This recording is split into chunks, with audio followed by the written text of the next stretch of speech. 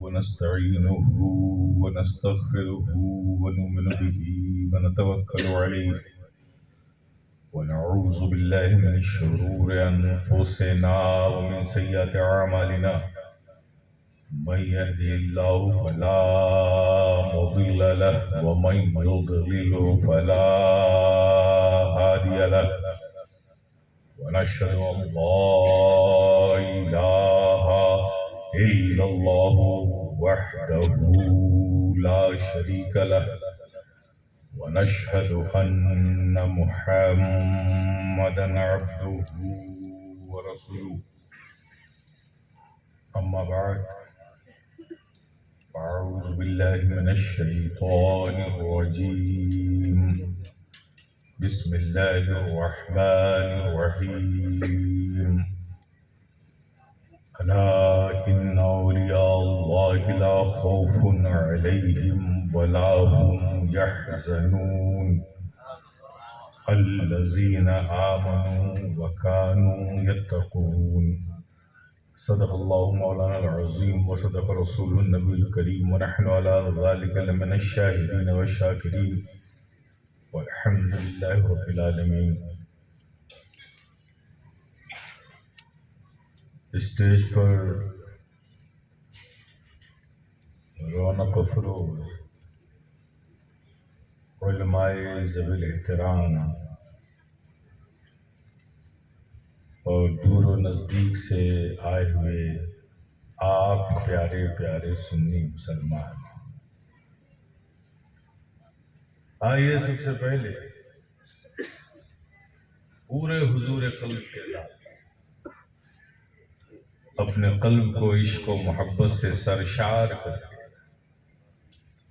مدینے کی پربہار گلیوں کا تصور کر کے گنبد خضرا کے حسین تصورات میں کھو کر تاجدار مدینہ راحت قلب و سینہ صلی اللہ تعالی علیہ وسلم کے حضور محبت سے جھوم جھوم کر پوری دیانتداری اور ایمانداری کے ساتھ درود پاک پڑھ رہے ہیں.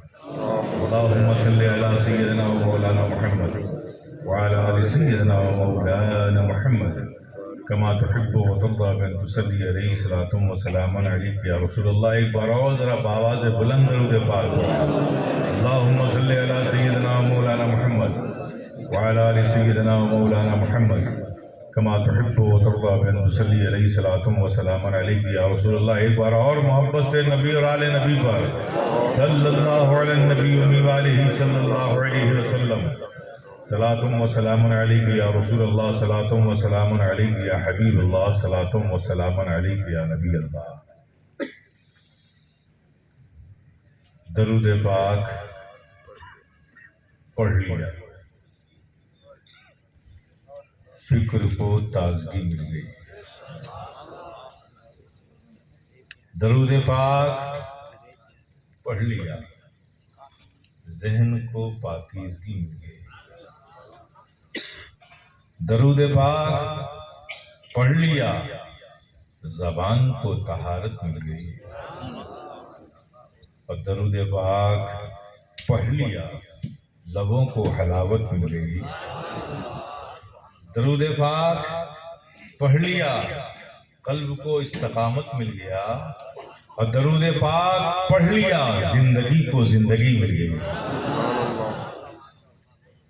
یہ بڑی عظیم نعمت ہے پیارے، جو اللہ نے اپنے محبوب کے صدقے اپنے محبوب کی امت کو عطا فرمایا.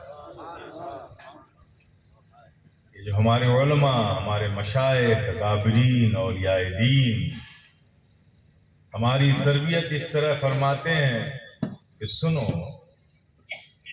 جب کسی اچھے کام کی ابتدا کرو درود پاک پڑھ لیا کرو، پھر اس اچھے کام کی انتہا کرو درود پاک پڑھ لیا کرو.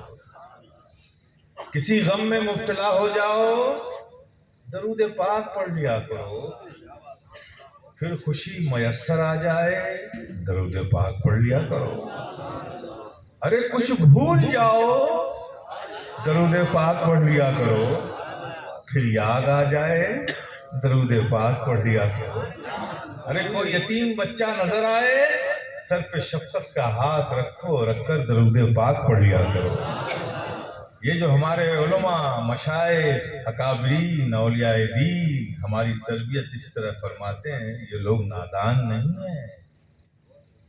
اگر نادان ہوتے تو رب کی بارگاہ کے مقبول ہوتے۔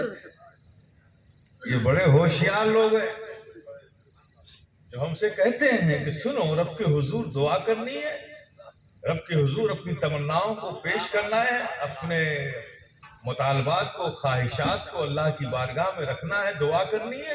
تو سنو، دعا کرنے سے پہلے درود پڑھ لیا کرو، اور جب درود پڑھ چکو تو دعا کر لیا کرو، اور پھر جب دعا کر چکو تو پھر درود پڑھ لیا کرو۔ یہ ترتیب جو ہمیں بتاتے ہیں، ایسا کرنے کے لیے ہمیں کہتے ہیں، یہ لوگ نادان نہیں ہیں۔ کیوں؟ اس لیے کہ جب ایک مومن کی زبان سے درود کے کلمات نکلتے ہیں، جیسے ہی آپ درود پڑھنا شروع کرتے ہیں اور درود کے الفاظ زبان سے نکلتے ہیں، آسمانوں سے فرشتے اتر پڑتے ہیں، اور آپ کی زبان سے نکلے ہوئے درود کے ہر کلمے کو سمیٹ لیتے ہیں، اٹھا لیتے ہیں، چن لیتے ہیں۔ تو ترتیب کیا دی؟ پہلے درود، پھر دعا، پھر درود، تاکہ فرشتے جب درود کے کلمات سمیٹنے آئیں تو چاہے ادھر سے سمیٹیں، چاہے ادھر سے سمیٹیں، دو درودوں کے بیچ میں رکھی بھی ساتھ میں تمہاری دعا بھی اٹھتی چلی جائے۔ جب درود پاک کی عظمت کو اور اہمیت کو آپ اس نہج سے سمجھے تو ایک بار اور سمجھ کر درود پاک پڑھ لیجیے۔ اللہم صلی علی سیدنا مولانا محمد وعلی آل سیدنا مولانا محمد کما تحب و ترضى بأن تصلي عليه صلاة وسلام عليك يا رسول الله، صلاة وسلام عليك يا حبيب الله، صلاة وسلام عليك يا نبي الله۔ حضرات، آج شب کی یہ جو بزم محبت سجائی گئی ہے، عزیزم شعیب صلی اللہ علیہ وسلم کی ایک نئی زندگی کا آغاز ہونے جا رہا ہے۔ اللہ پاک اس محفل کی برکتوں کا سایہ ان کی پوری زندگی پر سایہ فگن رہے، اور آپ سب اس بزم محبت میں حاضر آئے۔ اللہ پاک آپ سب کا آنا یہاں مبارک فرمائے، اور اس محفل کی برکتیں، نعمتیں ہمیں اور ہمارے نسلوں کو عطا فرمائے۔ آپ سب اہل محبت ہیں، اور مجھے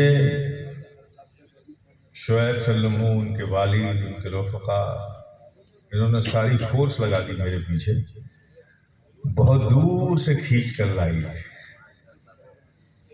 میں پرسوں کیپ ٹاؤن میں تھا، کل رات ممبئی پہنچا، اور آج صبح ادے پور سے ہو کے یہاں پہنچا۔ ان کی محبت کھینچ لائی۔ دل کی گہرائیوں سے یہ فقیر شفیع گدائے جیلانی دعا کرتا ہے کہ مولا کریم ان بچوں کو خوش رکھے، ان کے مستقبل کو روشن فرمائے، انہیں نظر بد سے بچائے، اور اس رشتے ازواج میں جو کل ہونے والا ہے اس میں خوب خوب برکتیں عطا فرمائے۔ آپ سب اہل محبت ہیں، یہ بزم محبت سجائی گئی ہے۔ محبت میں کیفیت اس وقت تک پیدا ہی نہیں ہوتی کہ جب تک کہ کوئی نغمہ محبت نہ سنایا جائے، اور فقیر کی عادت بھی ہے، اور عادت کیا سچ کہوں ضرورت ہے، یہ میری ضرورت ہے کہ جب تک یہ دل، یہ زبان، یہ فکر، یہ خیال بارگاہ رسالت مآب میں منظوم خراج عقیدت پیش نہیں کر لیتا، موڈ ہی نہیں بنتا۔ میں بھی نعت پاک کے چند اشعار آپ اہل محبت کی محبتوں کے حوالے کر رہا ہوں۔ میں تو محبت سے پڑھ رہا ہوں، اور آپ سے کہوں گا کہ آپ بھی محبت ہی سے سنیے۔ چونکہ نعت پاک وہ عظیم نعمت ہے، عظیم نعمت ہے جو کبھی پرانی نہیں ہوتی، چونکہ نعت پاک اس ذات کی تعریف کا نام ہے جس کی کوئی بات پرانی نہیں ہوتی ہے، تو اس کی تعریف میں لکھی گئی نعت کیسے پرانی ہو سکتی ہے؟ بس نعت کا تو یہ حق ہے اور معاملہ ہے کہ جب پڑھا جائے محبت سے پڑھا جائے، جب سنا جائے تو محبت سے سنا جائے۔ تو میں محبت سے پڑھ رہا ہوں، آپ محبت سے سماعت فرما لیں۔ حضور شیخ اعظم والد گرامی کی لکھی ہوئی نعت ہے، میں آپ اہل محبت کی محبتوں کے حوالے کر رہا ہوں، پڑھتا ہوں حضرات۔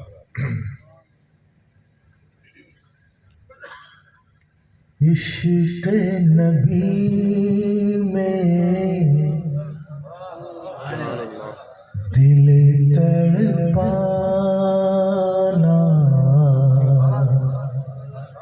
سب کے بس کی بات نہیں۔ عشق نبی میں دل تڑپانا سب کے بس کی بات نہیں۔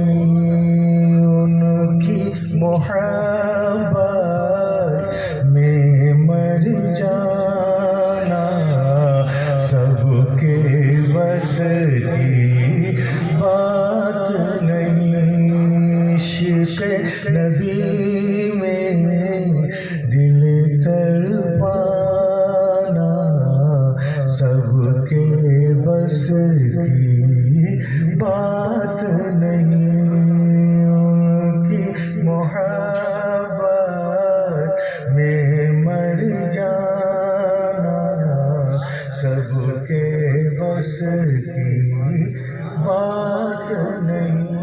اب آگے شعر سنیے۔ جس پہ کرو سرکار کا ہوگا اس کے لیے تو آسان ہے۔ جس پہ کرو سرکار کا ہوگا اس کے لیے تو آسان ہے، ورنہ دل کو طیبہ بنانا سب کے بس کی بات نہیں۔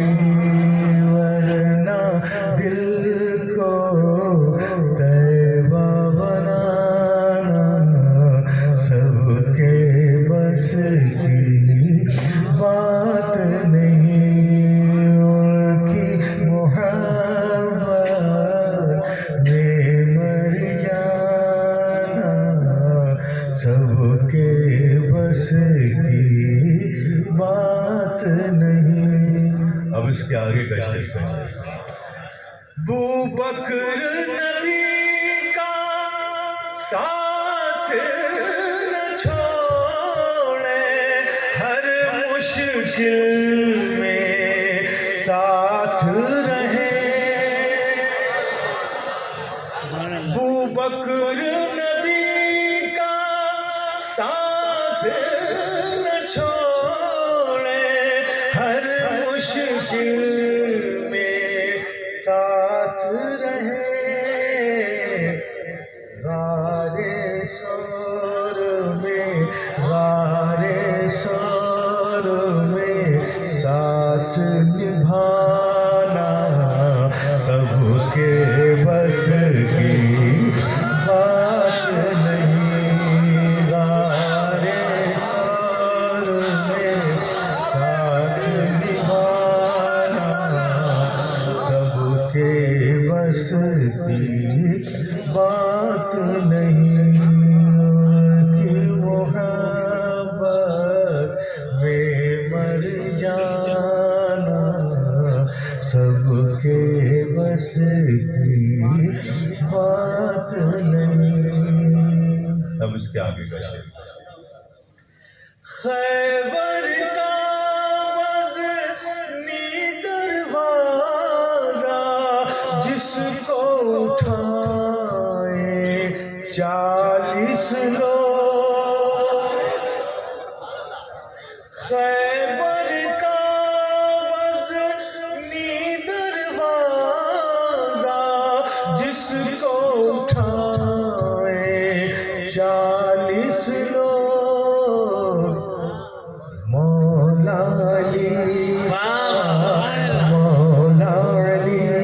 کا تنہا اٹھانا سب کے بس کی نعرہ تکبیر، نعرہ رسالت، نعرہ رسالت، اشرفی جملہ، اشرفی جملہ، نعرہ حیدری، نعرہ حیدری، نعرہ تکبیر، نعرہ رسالت۔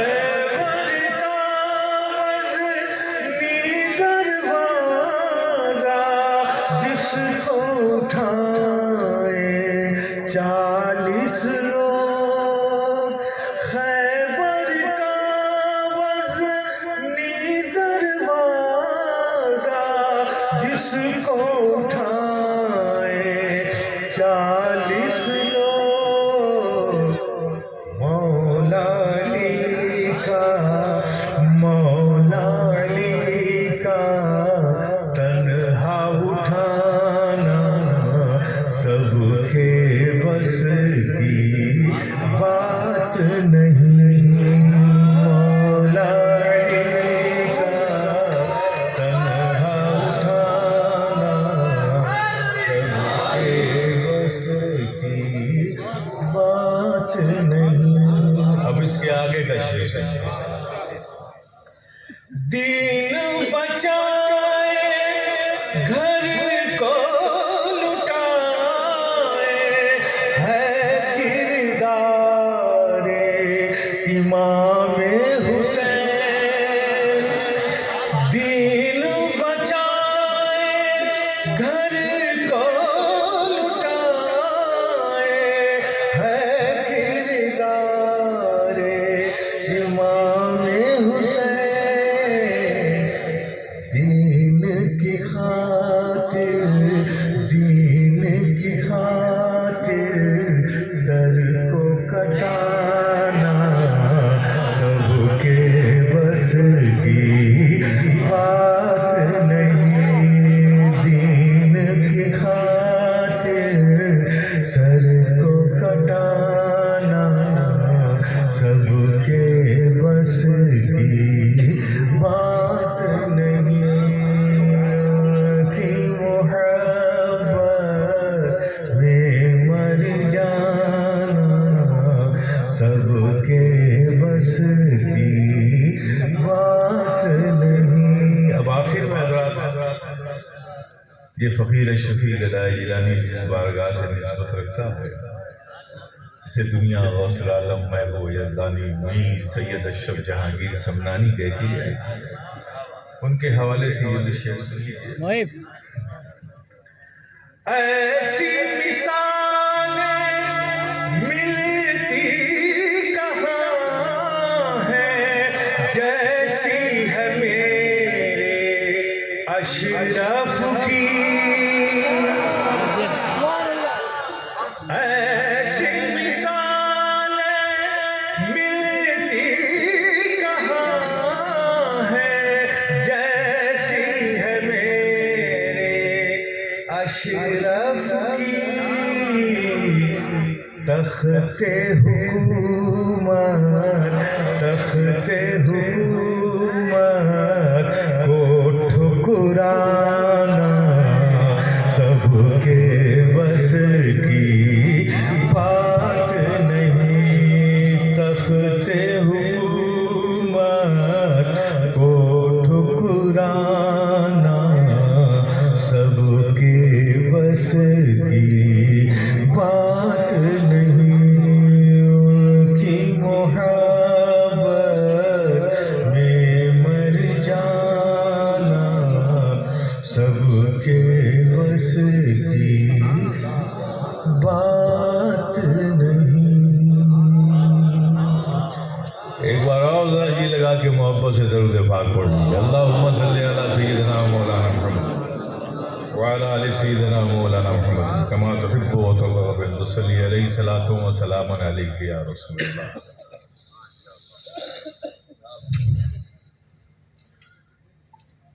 اس بزم کا جو عنوان ہے جشن غریب نواز، تو سرکار غریب نواز کے ذکر کر کے اس کا فیضان، اس کی برکتیں حاصل کرنے کا ارادہ رکھ کے یہ بزم سجائی گئی ہے. تو سرکار غریب نواز کی بارگاہ میں یہ فقیر شفیع دل کی گہرائیوں سے دعا کرتا ہے کہ سرکار اس بزم محبت کو قبول فرما لیجیے اور اپنے روحانیت، اپنی توجہ، اپنا کرم ان بچوں پر، ان کے گھر کے سارے لوگوں پر، اور جتنے بھی اہل محبت اس بزم محبت میں آ گئے اور جو نہیں آ سکے ان سب پر فرما دیجیے. تو میں تھوڑا سا اب اس معاملے میں بڑا محتاط رہتا ہوں، زیادہ مبالغے سے کام نہیں لیتا. جس آیت کریمہ کی تلاوت کا شرف حاصل کیا ہے اس کا ترجمہ کروں گا، اس کی تشریح کروں گا، پھر بتاؤں گا کہ ولی ہوتا کون ہے اور ولی کا کام کیا ہے.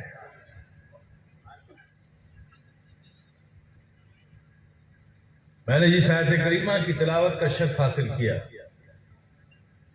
اس کا ایک آسان سا اور سلیس سا ترجمہ آپ کی سماعتوں کے حوالے. الا ان اولیاء اللہ لا خوف علیہم ولا هم یحزنون. ہوشیار، خبردار، بی کانشس، بی الرٹ، یہ میرے دوست ہیں جنہیں کوئی خوف نہیں، جنہیں کوئی غم نہیں ہے. یہ اور آگے الذین آمنوا وکانوا یتقون، یہ وہ لوگ ہیں جو زندگی کے ہر لمحہ مجھ سے ڈرتے رہے، جو ایمان لائے اور زندگی کے ہر لمحہ مجھ سے ڈرتے رہے. اب ذرا انداز دیکھیے. اللہ، یہ لفظ اللہ جو عربی کا ہے نا، اس کا یہ ترجمہ ہے بی کانشس، ہوشیار، خبردار. اور یہ کب کہی جاتی ہے یہ بات؟ جب آپ کوئی بات کسی سے خاص کہنے والے ہو نا، تو اس کے کنسنٹریشن کے لیے اس کو اپنی طرف متوجہ کرتے ہیں، کہتے ہیں بھائی ذرا سنو، غور سے، ادھر دھیان سے سنو، دیکھو، سنو، بات بڑی اہم ہے، یہ سب کرتے ہیں نا. اسی کی طرح اللہ استعمال کیا جاتا ہے. اللہ کہہ کے رب کیا فرما رہا ہے؟ بی کانشس، بی الرٹ، ہوشیار، خبردار. مولا کیا بات ہے؟ بات بڑی اہم ہے، غور سے سنو. کیا ہے مولا؟ These are my friends. یہ میرے دوست ہیں، یہ میرے دوست ہیں. اپنے دوستوں کا تعارف کرا رہا ہے، اور وہ بھی یوں ہی نہیں، ہوشیار و خبردار کر کے کرا رہا ہے. تو اس سے پتہ چلا کہ یہ بڑے خاص لوگ ہیں. اللہ نے روئے زمین پر انہیں بڑے خاص مقصد کے لیے رکھا ہوا. جب اتنے اہتمام سے، اتنے خاص انداز میں اللہ پاک اپنے ان دوست بندوں کا، ولیوں کا انٹروڈکشن کرا رہا ہے، تعارف کرا رہا ہے، تو ظاہر ہے یہ بڑے خاص لوگ ہوں گے اور روئے زمین پر ان کا کام بھی بڑا خاص ہوگا. کیا کام ہے ان کا خاص؟ یہ کتنے اہم ہیں؟ یہ اتنے اہم ہیں میرے پیارے، یہ اتنے اہم ہیں کہ جب تک روئے زمین پر اللہ کا ایک بھی دوست بندہ، ولی بندہ موجود ہے، اللہ پاک قیامت نازل نہیں فرمائے. جب سارے دوست بندوں سے دنیا کو اٹھا لے گا تو قیامت آئے گی.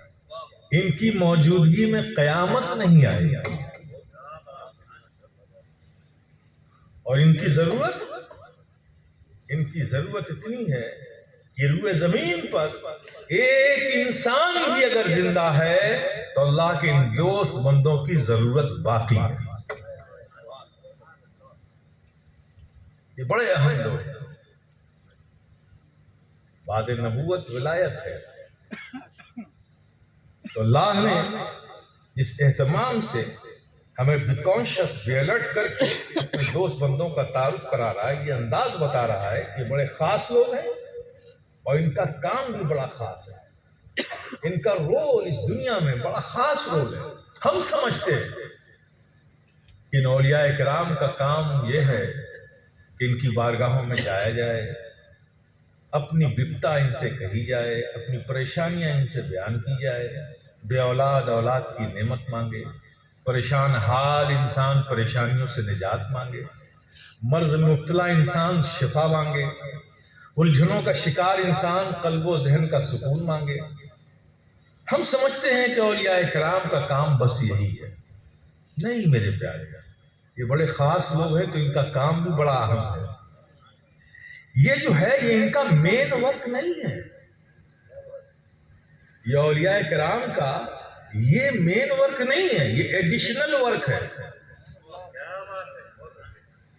تو ان کا مین رول کیا ہے؟ یہ حق ہے کہ ہم ان کی بارگاہوں میں جاتے ہیں، روتے ہیں، بلکتے ہیں، تڑپتے ہیں.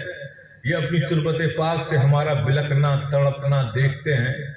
یہ سب بڑے دیالو ہیں، دیاوان ہیں، سافٹیکیٹڈ ہیں، سافٹ ہارٹڈ ہیں. انہیں ہماری حالت دیکھ کر ہم پر رحم آ جاتا ہے. یہ اپنی تربتوں میں رب کے حضور اپنے ہاتھوں کو اٹھا دیتے ہیں. اللہ ان کی دعا سن لیتا ہے، ہمارا کام ہو جاتا ہے. لیکن یہ ان کا مین ورک نہیں ہے، یہ ان کا ایڈیشنل ورک ہے، جزوی کام ہے. ان اولیاء کرام کا اس روئے زمین پر مین ورک کیا ہے، مین رول کیا ہے؟ جب یہ اتنے اہم ہیں تو ان کا ورک بھی بڑا اہم ہوگا. میرے پیارے سمجھو، ان اولیاء کرام کا مین ورک، مین رول یہ ہے کہ جب ایک مسلمان کسی ایسے ماحول میں کہ ماحول تشدد کا ہو، ماحول ظلم کا ہو، ماحول عصبیت کا ہو، ماحول آمریت کا ہو، ماحول اجنبیت کا ہو، ماحول غیریت کا ہو، ماحول ظلم کا ہو، تشدد کا ہو، ایسے پرفتن ماحول میں ایک مسلمان جب اسلام کے کسی احکام پر عمل کرنا اپنے لیے ناممکن سمجھنے لگے، ایسی کوئی سچویشن آ جائے، شہر میں کرفیو لگ گیا، گھر سے باہر نکلنا کسی کے لیے ممکن نہیں ہے، تو ظاہر ہے کہ مسجدوں میں جانا بھی ممکن نہیں ہے، جا کر نماز پڑھنا بھی نہیں ممکن ہے. تو ایک مسلمان کے لیے ایسی سچویشن میں مسجد میں جا کر نماز پڑھنا وہ اپنے لیے ناممکن سمجھتا ہے. تو ایسے کسی حالات میں کہ حالات آمریت کے ہوں، حالات حاکمیت کے ہوں، حالات جابریت کے ہوں، حالات اجنبیت کے ہوں، حالات ظلم کے ہوں، حالات تشدد کے ہوں، حالات تعصب کے ہوں، حالات مخالفت کے ہوں، ایسے کسی ماحول میں جب ایک انسان، ایک مسلمان اسلام کے کسی احکام پر عمل کرنا اپنے لیے ناممکن سمجھنے لگے، تو بس میرے پیارے وہیں سے ان اولیاء کرام کا کام شروع ہو جاتا ہے. وہیں سے ان اولیاء کرام کا ورک شروع ہو جاتا ہے. وہ اس تعصب کے ماحول میں، وہ اس اجنبیت کے ماحول میں، وہ اس غیریت کے ماحول میں، وہ اس ظلم کے ماحول میں، وہ اس حاکمیت کے ماحول میں، وہ اس دشمنی کے ماحول میں، وہ اس جبر کے ماحول میں بھی، اس غیریت کے ماحول میں بھی، اجنبیت کے ماحول میں بھی پہنچ کر اسلام کے احکام پہ عمل کر کے دنیا کو یہ پیغام دیتے ہیں کہ ارے پیارے، یہ اسلام ہے، اسلام اس پر عمل کرنا ہر زمانے میں ممکن ہے، ہر ماحول میں ممکن ہے، ہر وقت ممکن ہے۔ اسلام چاہے زمانہ چاہے غیریت کا ہو، وقت چاہے تشدد کا ہو، چاہے اپنوں کا ماحول ہو، چاہے غیروں کا ماحول ہو، ملک چاہے اپنا ہو، چاہے غیروں کا ہو، کوئی بھی وقت ہو، کوئی بھی زمانہ ہو، کیسا ہی ماحول ہو، ہر ماحول میں، ہر زمانے میں اسلام کے احکام پہ عمل کرنا ہر زمانے میں ممکن ہے، ہر ماحول میں ممکن ہے۔ اولیاء کرام عمل کر کے یہ پیغام دیتے ہیں کہ ارے پیارے یہ اسلام ہے، اسلام اس پہ عمل کرنا عرب میں بھی ممکن ہے، سعودیہ میں بھی ممکن ہے، بحرین میں بھی ممکن ہے، کویت میں بھی ممکن ہے، یونائٹڈ عرب امارات میں بھی ممکن ہے، عراق میں بھی ممکن ہے، ایران میں بھی ممکن ہے، یمن میں بھی ممکن ہے، سیریا میں ممکن ہے، تو برٹش میں بھی ممکن ہے، لندن میں بھی ممکن ہے، امریکہ میں بھی ممکن ہے، جرمنی میں بھی ممکن ہے، جاپان میں بھی ممکن ہے، سوئٹزرلینڈ کی برپوش پہاڑیوں میں بھی ممکن ہے، جاپان میں بھی ممکن ہے، چائنا میں بھی ممکن ہے، ٹوکیو میں بھی ممکن ہے، ہانگ کانگ میں بھی ممکن ہے۔ یہ اسلام ہے، اسلام اسی پہ عمل کرنا ہندوستان میں ممکن ہے، اس زمین پر بھی ممکن ہے، اجمیر کی زمین پر بھی ممکن ہے، بریلی کی زمین پر بھی ممکن ہے، کشوشا کی سرزمین پر بھی ممکن ہے، ڈوگر پور کی سرزمین پر بھی ممکن ہے، ارے کاشی میں بھی ممکن ہے، متھرا میں بھی ممکن ہے، اجودھیا میں بھی ممکن ہے۔ یہ اسلام ہے، اسلام اس پہ عمل کرنا ہر زمانے میں ممکن ہے، ہر ماحول میں۔ نعرہ تکبیر، نعرہ رسالت، عظمت مذہب اسلام، فیضان اولیاء کرام، اشرفی دولہ، نعرہ تکبیر، نعرہ رسالت۔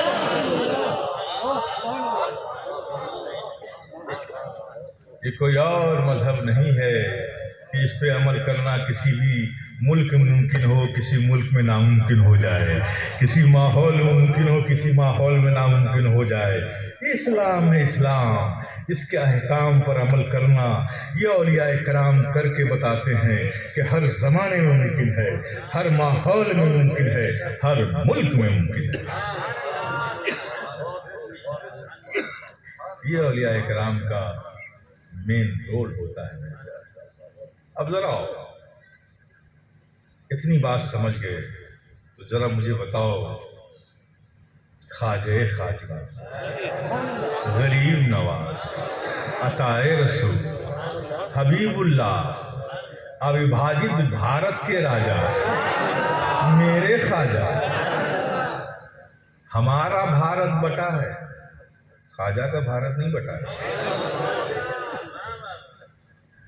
ہمارا ہندوستان بٹ گیا لیکن خواجہ کا ہندوستان نہیں بٹا ہے، اس لیے کہ خواجہ سے محبت کرنے والے جتنا بھارت میں ہیں اتنا ہی سری لنکا میں ہیں، اتنا ہی بنگلہ دیش میں ہیں، اتنا ہی پاکستان میں ہیں، اتنا ہی افغانستان میں ہیں۔ یہ سب ایک مہادویپ تھا، یہ سب مل کے بھارت تھا، تو بھارت بٹا، خواجہ کی محبت نہیں بٹی ہے۔ اسی لیے میں کہتا ہوں غیر منقسم ہندوستان کے شہنشاہ خواجہ معین الدین چشتی، اوبھاجت بھارت کے راجا، میرے خواجہ۔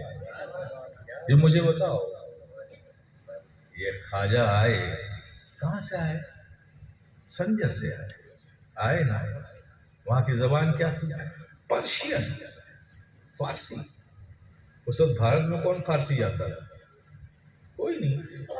بھاشا الگ، کھان پان الگ، ویش بھوشا الگ، یہاں پہناوا کچھ، خواجہ کا پہناوا کچھ، ان کے کھان پان کچھ، خواجہ کا خورد و نوش کچھ، ہے نا؟ سب کچھ الگ، اتنی اجنبیت۔ آئے کیا لے کر آئے؟ کوئی آرمڈ ڈویژن لے کر آئے، کوئی آرمی لے کر آئے، کوئی اسکٹ و پیٹریاٹ میزائل لے کر آئے، کوئی ٹینک لے کر آئے، کوئی آرمڈ ویکلز لے کر آئے، کوئی پوری فوج آرمی لے کر آئے، کچھ نہیں لے کر آئے، ایک بوریائے رشد و ہدایت لے کر آئے۔ تنہا آئے۔ کہاں آئے؟ جہاں کوئی جاننے والا نہیں، کوئی زبان سمجھنے والا نہیں، کوئی ایک گلاس پانی پلانے والا نہیں، غیروں میں آئے، اجنبیت کے ماحول میں آئے، اور کہاں آئے کہ زمین پر آئے، ایسی زمین پر جس زمین کے راجا سے اس کی پرجا بڑی دکھی تھی، ایسا ظالم راجا۔ تو آئے بھی تو ایسی زمین پہ آئے جہاں رہنے والی پرجا اپنے راجا کے ظلم سے پریشان تھی، یعنی ظالم شاسک کے زمین پر آئے، ظلم کے ماحول میں آئے، اجنبیت کے ماحول میں آئے، غیر ملک سے آئے۔ اب مجھے بتاؤ، ایسے ماحول میں اسلام کی دعوت و تبلیغ کا کام کرنا ایک مسلمان کیا اپنے لیے ممکن سمجھے گا؟ نہیں نا۔ یہی تو اولیاء کرام کا کام ہے، یہی تو اولیاء کرام کا کام ہے۔ جب ایک مسلمان کسی ایسے احکام پر ماحول میں، کسی احکام پر اسلام کے عمل کرنا اپنے لیے ناممکن سمجھنے لگے تو اولیاء کرام کا کام وہیں سے شروع ہو جاتا ہے۔ خواجہ آئے، اجمیر کی دھرتی پر آئے، ایک میدان کے گوشے میں اپنی بوریائے رشد و ہدایت کو بچھا دیا، بیٹھ گئے اس پر۔ رات گزری، صبح ہوئی۔ اب وہ جو میدان تھا وہ راجا کے اونٹ کے بیٹھنے کی جگہ تھی۔ آپ لوگ تو راجستھان کے معلوم ہے کہ اونٹ کو بٹھایا جاتا ہے میدان میں، وہ بیٹھتا ہے نا، تو وہ بیٹھنے کی جگہ تھی۔ اب صبح سارے راجا کے اونٹ آ کے میدان میں بیٹھے، جہاں خواجہ بیٹھے تھے وہ بھی ایک اونٹ کے بیٹھنے کی جگہ تھی۔ اب وہ جو چرواہا تھا جو اونٹوں کو لے کے آتا تھا جاتا تھا، وہ پہنچا، دیکھا کہ کوئی ایک انسان بیٹھا ہے، قریب گیا تو بڑے حیرت سے دیکھا، کہا مہاراج آپ یہاں کے تو نہیں لگتے، آپ کا ویش بھوسا بھی الگ ہے، آپ کا چہرہ مورا بھی الگ ہے، آپ ہم میں سے تو نہیں ہیں، لیکن مہاراج جب آپ کو دیکھتے ہیں تو دیکھتے ہی رہنے کو جی چاہتا ہے۔ آپ کیا بولتے ہیں مہاراج وہ تو ہم نہیں سمجھتے۔ خواجہ بولے لیکن تم جو بولتے ہو میں سمجھتا ہوں۔ مہاراج چھما چاہتے ہیں، آپ بہت ہی کوئی پوتر مانوش، بہت پہنچے ہوئے انسان ہیں، آپ کے چہرے پہ جو کشش ہے، چہرے پہ جو دیکھنے کی چمک ہے، جو نور کی، میں جانتا ہوں آپ مہان ہیں، لیکن مہاراج میں تو داس ہوں راجا کا، اٹھ کے بیٹھنے کی جگہ ہے، آپ وہاں بیٹھے ہیں، مہاراج اس جگہ کو خالی کرنا پڑے گا۔ اچھا یہاں اونٹ بٹھاتے ہو؟ کہاں مہاراج یہاں یہ اونٹ بٹھایا جاتا ہے۔ خواجہ نے اس اونٹ سے کہا یہ تیرے بیٹھنے کی جگہ ہے، آپ بیٹھ جا، آپ بیٹھ جا۔ وہ جو داس تھا راجا کا جو اونٹ لاتا تھا وہ خواجہ کی زبان نہیں سمجھا، اونٹ سمجھ گیا، آپ بیٹھ جا کہا، اونٹ آیا، خواجہ نے اپنی بوریائے رشد و ہدایت کو ایک کنارے کیا اور اونٹ آ کے وہاں بیٹھ گیا۔ شام ہوئی، سارے اونٹ کو پھر اٹھایا گیا، سب اٹھ گئے، جسے خواجہ نے اشارے سے بلا کے بٹھایا تھا وہ نہیں اٹھ رہا ہے، لات ماری نہیں اٹھا، ڈنڈے مارے نہیں اٹھا، ہوش ہوش کرتا رہا نہیں اٹھا۔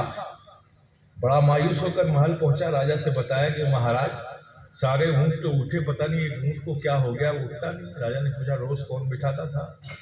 کہا میں بٹھاتا تھا۔ کون اٹھاتا تھا؟ میں اٹھاتا تھا۔ تو آج کس نے بٹھایا؟ کہا مہاراج یہی بات آ گئی، جو اونٹ نہیں اٹھ رہا اسے آج میں نے نہیں بٹھایا، میں نے نہیں بٹھایا۔ میں نے عالم خیال میں اونٹ سے پوچھا، اے اونٹ مار کھائی اٹھا کیوں نہیں؟ گالی کھائی اٹھا کیوں نہیں؟ ڈنڈے کھائے اٹھا کیوں نہیں؟ اٹھا کیوں نہیں؟ روز اٹھتا تھا آج اٹھا کیوں نہیں؟ تو عالم خیال میں اونٹ نے جواب دیا، ارے روز وہ بٹھاتا تھا، وہ اٹھاتا تھا، اٹھتا تھا، لیکن آج خواجہ نے بٹھایا ہے۔ ارے جسے خواجہ بٹھا دے اس میں دم ہے کہ وہ اسے اٹھا دے۔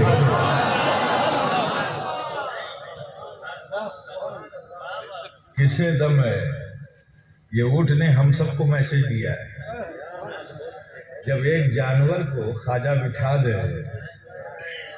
تو اسے کوئی نہ اٹھا سکے، تو اے بھارت کے سنی مسلمانوں ڈرنا نہیں، ڈرنا نہیں، بالکل پریشان مت ہونا، بھیبھیت ہونا نہیں، اس لیے کہ تم خود بھارت میں نہیں بیٹھے ہو، تم خود نہیں بنے ہو، تمہیں بنایا ہے خواجہ نے اور بھارت میں بٹھایا ہے خواجہ نے، اور ایسے نہیں بنایا، بڑی محنت سے بنایا ہے۔ تم خواجہ کا بیسٹ پروڈکٹ ہو،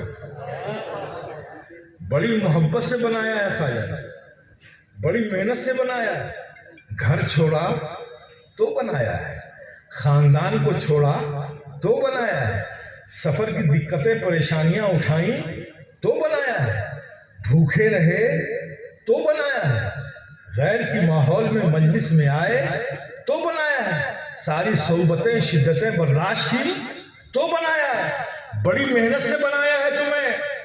تو مجھے پیارے بتاؤ، کوئی چیز تم محنت سے بناؤ اور کوئی اسے توڑنے آئے تو توڑنے دو گے؟ جتنی شکتی ہے اس کے حساب سے روکو گے نا۔ اسی لیے تو کہتا ہوں، اے بھارت کے سنی مسلمانوں، غم مت کرو، یہ فکر مت کرو، تمہیں بنایا ہے خواجہ نے، تم خواجہ کے بنائے ہوئے ہو، تم خواجہ کے بیسٹ پروڈکٹ ہو، تو جس کے تم مال ہو اس کو اپنے مال کے بچانے کی فکر زیادہ ہے، اس کو زیادہ فکر ہے۔ جب ایک اونٹ کو جسے خواجہ بٹھا دے اسے زمانہ نہ اٹھا سکے تو تمہیں تو بنایا ہے خواجہ نے، بھارت میں بٹھایا ہے خواجہ نے۔ فکر اس بات کی نہیں ہے مت کرنا کہ کیا ہوگا، تم جس کے مال ہو اس کو زیادہ فکر ہے تمہاری کہ کیا ہوگا، فکر تمہیں یہ کرنا ہے کہ جس سے ہمیں محبت ہے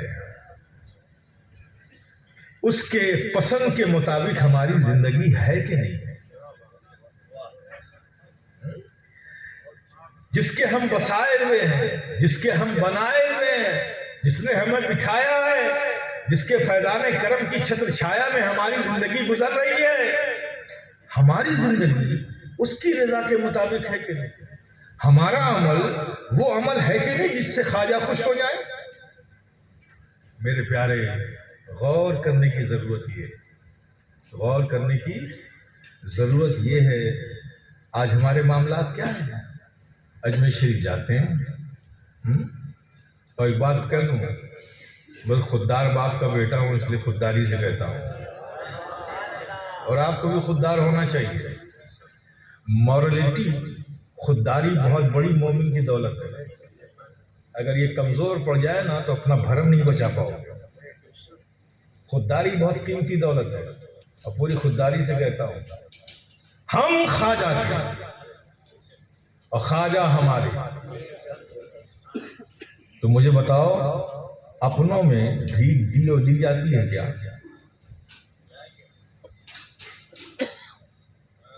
بھائی بھائی کو مدد کرے تو بھیک ہے، باپ بیٹے کو کچھ دے تو بھیک ہے کیا؟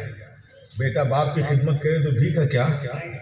تو اپنوں میں تو بھیک نہ دی جاتی ہے نہ لی جاتی ہے۔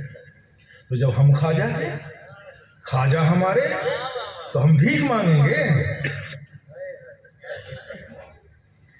آپ بھکاریوں کی صف میں کھڑے ہو جاتے ہو، بھیک نہیں، حق لینے جاؤ، اپنا انعام لینے جاؤ۔ تو انعام لینے کے لیے انعام کا حقدار بھی بننا پڑے گا، انعام ایسے نہیں ملتا۔ تم تو انعام لینے والے تھے نا، تم تو خواجہ کے بنائے ہوئے تھے نا، خواجہ کے غلام تھے نا، خواجہ کے اپنے تھے نا، تم تو انعام لینے جانا چاہیے تھا، اور انعام لینے کے لیے انعام لینے کا حقدار بننا پڑتا ہے، چونکہ انعام مجبور ہو کر نہیں دیا جاتا، انعام مسرور ہو کر دیا جاتا ہے۔ آپ دو بیٹے کے باپ ہیں، ایک بیٹا آپ کا فیل ہو جائے ایگزام میں، ایک بیٹا پاس ہو جائے، تو انعام کسے دیں گے مجھے بتائیے؟ جو پاس ہو جائے، جو فیل ہو جائے کیا اسے بھی انعام دیں گے؟ بیٹا تو ہے آپ کا، لیکن آپ اسے انعام نہیں دیتے۔ تو پتہ چلا کہ انعام حاصل کرنے کے لیے جس سے انعام لینا ہے اسے خوش کرنا ضروری ہے۔ بھیک تو غیروں کو دی جاتی ہے، اب آپ غیروں کی لائن میں کھڑے ہو گئے. دنیا خواجہ کی بھکاری ہے، وہ غیر ہے، کھڑا ہونے دیجئے انہیں. آپ تو خواجہ کے غلام ہو نا، خواجہ کے بنائے ہوئے ہو نا، تو آپ حق لینے جاؤ، اور حق انعام لینے کے لیے انعام لینے کے لائق بننا ہوگا، اور انعام لینے کے لائق بننے کے لیے وہ کرنا ہوگا جو خواجہ کو پسند ہے. خواجہ کو خوش کرنے کی سوچنا ہوگا. آج جاتے ہو آپ اپنی سمجھ سے جاتے ہو، پھول لے لیتے ہو، چادر لے لیتے ہو، شیرنی لے لیتے ہو، اندر گئے پھول پیش کیا، چادر پیش کیا. ارے میرے پیارے، یہ ٹھیک ہے، اس شیرنی پھول چادر سے یہ ہماری محبتوں کا، ہم اپنی محبتوں کا اظہار کرتے ہیں، ورنہ خواجہ کو اس کی ضرورت نہیں ہے کہ نہیں؟ انہیں کیا ضرورت ہے ہمارے پھول و چادر کی؟ لیکن ہم اپنی محبتوں کا اظہار کرتے ہیں، اور اللہ کے دوست بندوں سے محبتوں کے اظہار پر بھی اللہ ثواب عطا فرماتا ہے. یہ صحیح ہے. تو ہم جو کچھ بھی اپنی سمجھ سے لے کر جاتے ہیں تو خواجہ ہمیں خالی ہاتھ نہیں لوٹاتے. ایک بار کچھ ایسے جاؤ، وہ چیزیں لے کر جاؤ جو خواجہ کو پسند ہے. آج تم اپنی پسند کی چیزیں لے کر جاتے ہو تو خواجہ خالی ہاتھ نہیں لوٹاتے.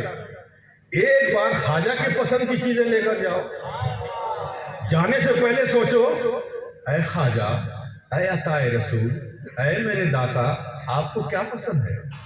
آپ کو کیا پسند ہے؟ آپ کو تلاوت قرآن پسند ہے؟ چلو تلاوت قرآن کر لیتے ہیں. آپ کو نماز پسند ہے؟ چلو 2 رکعت نماز تحیۃ المسجد پڑھ لیتے ہیں. آپ کو درود کا ورد پسند ہے؟ چلو ایک تسبیح درود پڑھ لیتے ہیں. آپ کو ذکر خیر پسند ہے؟ چلو کچھ تسبیح پہ ذکر کر لیتے ہیں. یہ سب لے کر چلو. جیسے خواجہ کی چوکھٹ پہ پہنچو گے نا، خواجہ کا کرم مسکرا کر آگے بڑھے گا. ارے جب تم لوگ ہر بار اپنی پسند کی چیز لے کر آتا تھا تو تجھے خالی ہاتھ نہیں لوٹایا، آج تو تم میری پسند کی چیز لے کر آیا ہے. آ جا میرے قریب، آ جا. تو میرے پیارے، انعام لینے والے بنو، بھیک مانگنے والے نہ بنو. بھیک غیروں کو دیا جاتا ہے، تم انعام لینے والے بنو. اب بتائیے، آپ شاہجہانی مسجد میں جماعت کھڑی ہے اور آپ مزار کے اندر گھسے جا رہے ہیں. ذرا انصاف سے مجھے بولو، وہ جو نماز پڑھ رہے ہیں مسجد میں شاہجہانی، وہ بھی تو خواجہ سے محبت کرنے والے خواجہ کے غلام ہیں نا. تو ذرا انصاف سے بولو کہ جس وقت جماعت شاہجہانی مسجد میں ہو رہی ہے اور جتنے نمازی وہاں نماز پڑھ رہے ہیں، خواجہ کی نظر ان نمازیوں پر ہوگی کہ آپ بے نمازیوں پر ہوگی جو جماعت چھوڑ کر وہاں جا رہے ہیں؟ سوچو نا میرے پیارے، میں لاجیکل بات کر رہا ہوں. کس پر ہوگی؟ نمازیوں پر ہوگی. تو ایسی جگہ کیوں نہیں کھڑے ہو جاتے ادھر خواجہ کی نظر ہے؟ ایسی جگہ کھڑے ہو جاؤ تم بھی جہاں خواجہ کی نظر ہے. میرے پیارے، انعام لینے والے کو انعام لینے کے لیے ضروری ہے کہ جانے سے پہلے وہ سوچو، اے میرے خواجہ آپ کو کیا پسند ہے، ان چیزوں کا اہتمام کرو، وہ لے کر جاؤ، اور پھر دیکھو کیا کیا کرم ہوتا ہے. پھر بھیک نہیں، انعام ملے گا. اور انعام دینے والا سامنے والے کو دیکھ کر اس کی حیثیت سے انعام نہیں دیتا. انعام دینے والا اپنی حیثیت سے انعام دیتا ہے. تو میرے خواجہ جب انعام دیں گے تو وہ صرف تمہارے لیے نہیں، تمہاری نسلوں کے لیے کافی ہو جائے گا. تو میرے پیارے، جب تمہیں بنایا ہے خواجہ نے، ہند کی زمین پر بٹھایا ہے خواجہ نے، تو خواجہ کے ہو جاؤ میرے پیارے، ہو جاؤ. انہیں خوش کرو، وہ کام کرو جو انہیں خوش کرے. پھر دیکھو زمانے کے کیسے ہی حوادثات، طوفان اٹھتے رہے، تمہارے نشیمن کا ایک تنکا بھی وہ اٹھا کر لے جانے کی طاقت نہیں رکھتے. اپنے غریب نواز کو خوش کر کے رکھو. تو عقیدت یہی کہتی ہے، محبت یہی کہتی ہے، تقاضے محبت بھی یہی ہے کہ جس سے محبت ہے اسے خوش رکھا جائے، جس سے محبت ہے اس کو راضی کیا جائے، جس سے محبت ہے اس کی خوشی چاہی جائے، تو ہی فیض بڑھتا ہے۔ الا ان اولیاء اللہ لا خوف علیہم ولا هم یحزنون۔ اب آپ یہاں پر دیکھیے، اللہ فرماتا ہے یہ میرے دوست ہیں جنہیں کوئی خوف نہیں، کوئی غم نہیں۔ اچھا، ولیوں کو کوئی خوف نہیں، کوئی غم نہیں، یہ بات سمجھ میں آ گئی آپ کو؟ وہی رب فرماتا ہے موسیٰ رب کی بارگاہ میں کھڑے ہونے سے ڈرے۔ موسیٰ نبی ہے تو نبی ڈرے، رب فرماتا ہے۔ ایوب روئے، رونا غم کی نشانی، ڈرنا خوف کی نشانی، تو اللہ ہی فرماتا ہے کہ نبیوں میں خوف بھی ہے، نبیوں میں غم بھی ہے، اور ولیوں کے بارے میں فرماتا ہے نہ خوف ہے نہ غم ہے۔ تو نبوت افضل ہے کہ ولایت؟ نبوت افضل ہے نا، تو نبوت میں خوف بھی ہے، نبوت میں غم بھی ہے، اور اس آیت میں اللہ فرما رہا ہے کہ ولیوں کو کوئی خوف نہیں، کوئی غم نہیں۔ کیا سمجھے آپ؟ میرے پیارے، یہ خوف و غم انسان کی فطرت میں اللہ نے وضعیت فرمایا ہے۔ یہاں اللہ پاک اپنے ان دوست بندوں کا مقام بتا رہا ہے، ان کے درجات بتا رہا ہے کہ دوست بندے کون ہیں جنہیں کوئی خوف و کوئی غم نہیں ہوتا۔ کب نہیں ہوتا؟ یہ دوست بندے ایسے ہیں کہ جب یہ میری ذکر میں، میری یادوں میں مستغرق ہو جاتے ہیں، میرے خیالوں میں کھو جاتے ہیں، میری یادوں میں محو ہو جاتے ہیں، میرے ذکر میں مستغرق ہو جاتے ہیں، تو پھر میں سارے حجابات ہٹا دیتا ہوں، ساری دوریاں دور کر دیتا ہوں، اور انہیں اپنا قرب خاص عطا کرتا ہوں۔ اور جب یہ میرے قرب خاص میں آ جاتے ہیں تو اس وقت نہ انہیں کوئی خوف ہوتا ہے، نہ انہیں کوئی غم ہوتا ہے۔ یہ ہے ولیوں کا مقام۔ یہ اشتہاری ولایت، یہ ولایت نہیں ہے۔ جسے آپ چاہیں ولی بنا دیں، خدا رہا۔ ہم سب کو اپنی اس بے چین طبیعت پر لگام لگانی چاہیے۔ اللہ کا دوست، محمود میاں کا دوست، آپ سڑک پہ کسی کو پکڑ کے کہیں گے محمود میاں کا دوست ہے، ارے میرا دوست میں بناؤں گا کہ آپ بنائیں گے؟ بولو نا میرے پیارے، میں بناؤں گا نا۔ تو اللہ کا دوست اللہ بنائے گا کہ آپ بنائیں گے؟ تو آپ کیوں بلا وجہ ٹانگ اڑا رہے ہیں؟ اللہ جسے اپنا دوست بنا لے گا تو پھر اس کی محبت، اس کی عظمت، اس کی تعظیم، اس کی تکریم ہر مومن کے قلب پر القاء کر دے گا۔ پھر کسی کو بتانے کی ضرورت نہیں پڑے گی کہ ولی ہے کہ نہیں ہے۔ اس کی محبت کو، اس کی تعظیم کو، اس کی تکریم کو اللہ پاک اپنے ہر دوست بندے کی محبت کو ہر مومن کے قلب میں ڈال دیتا ہے۔ اس لیے میں سب سے ریکویسٹ کرتا ہوں کہ جو اس کا کام اسے کرنے دیجیے، بلا وجہ ہمیں اس میں مداخلت نہیں کرنا چاہیے۔ ایک عام بات کہی جاتی ہے کہ خدا کو پہچاننا، ولی کو پہچاننا ممکن نہیں۔ اب اس کا کیا کیا فائدہ لوگ اٹھا رہے ہیں، کیا کیا فائدہ اٹھا رہے ہیں۔ اگر ولایت پہچانی ہی نہیں جا سکتی تو ہمارے کس کام کی؟ اگر ولایت پہچانی نہیں جا سکتی تو ہمیں کیا فائدہ دے گی؟ میرے پیارے، یہ جو بات کہی گئی ہے اس کے کہنے کا معاملہ یہ ہے کہ ایک ولی کو اس کا مقام کیا ہے ولایت میں، اسے پہچانا نہیں جا سکتا۔ اس کو پہچاننے کے لیے ایک ولی ہی جانے گا، لیکن یہ ولی ہے کہ نہیں یہ بھی کوئی نہیں جان سکتا۔ تو جو چیز سمجھ میں آ ہی نہیں سکتی وہ ہمارے فائدے کی کیا ہوئی؟ جی نہیں جناب، اسلام میں کوئی چیز آپ کی خواہشات پر، آپ کی تمناؤں پر، آپ کی آرزوؤں پر، آپ کی عقل پر، آپ کی سمجھ پر نہیں چھوڑا ہے۔ یہ اسلام ایک مکمل دین ہے۔ اسلام نے کوئی چیز آپ کی طبیعتوں پہ نہیں چھوڑا ہے کہ جسے طبیعت چاہے ولی کہہ دو، جسے چاہے انکار کر دو۔ بہت ہی عظیم مسئلہ ہے۔ روئے زمین پر بہت عظیم گروہ ہے، یہ جماعت ہے جو اللہ نے رکھا ہے۔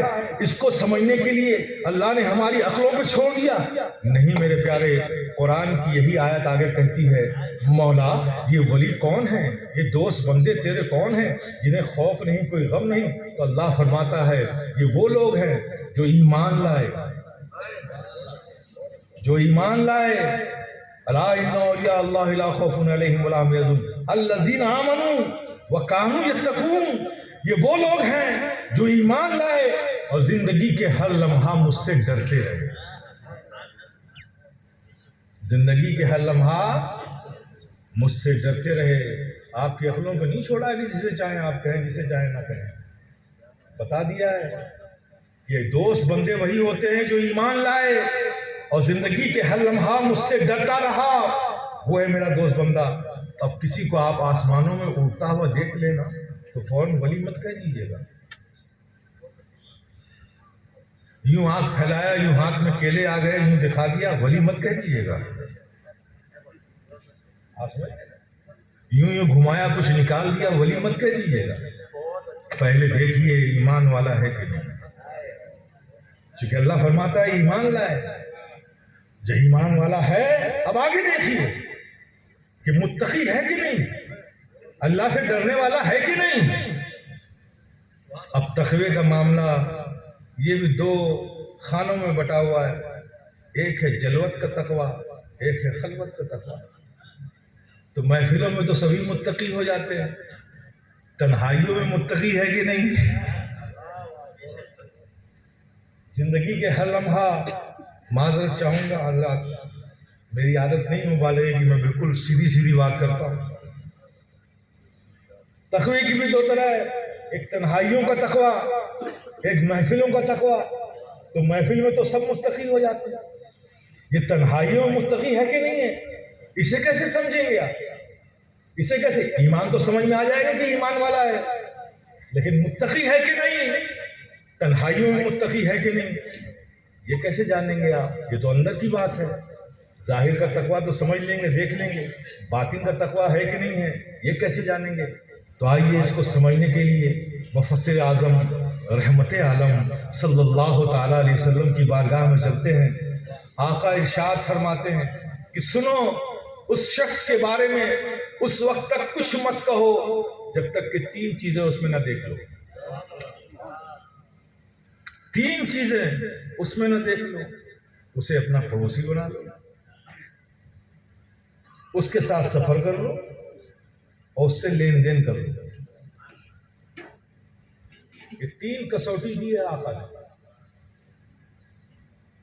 پڑوسی بناؤ گے تو اس کے گھر کے اندر کے حالات کیا ہیں پڑوسی سے چھپے نہیں رہیں گے۔